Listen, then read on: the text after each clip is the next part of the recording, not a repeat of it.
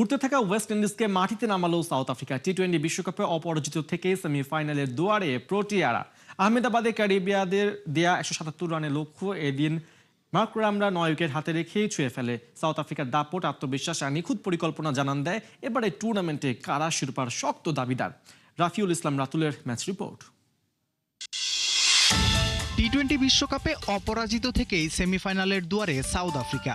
আহমেদাবাদের মাঠে 177 রানের লক্ষ্যটা মোটেও কম ছিল না, অথচ সেই রান প্রোটিয়ারা তাড়া করেছে মাত্র 16 ওভার 1 বলে 9 উইকেট হাতে রেখে। এর চেয়েও কি ভালো খেলা যায়? হয়তো না।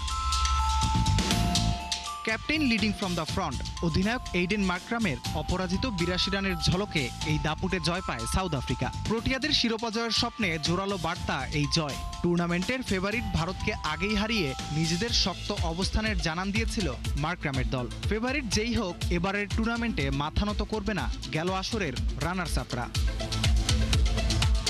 177 রানের লক্ষ্য তাড়া করতে নেমে শুরু থেকেই আগ্রাসী ছিল মার্করাম ও কুইন্টন ডিকক। উদ্বোধনী জুটিতে 95 রানের ইনিংস ছিল টুর্নামেন্টে এই দুই ব্যাটারের সর্বোচ্চ পার্টনারশিপ। ডিককের 24 বলে 47 রানের ঝড় ওয়েস্ট ইন্ডিজ বোলারদের নাস্তানাবুদ করে তোলে। তৃতীয় উইকেটে রায়ান ব্রিকেলটনের অপরাজিত 45 রান অধিনায়ককে সঙ্গে নিয়ে জয়ের বন্দরে নিয়ে যায় দলকে।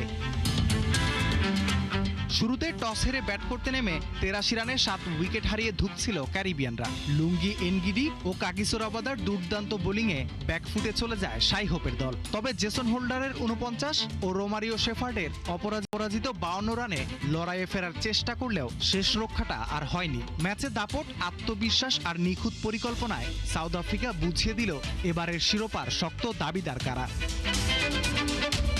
রাফিউল ইসলাম রাতুল, 71।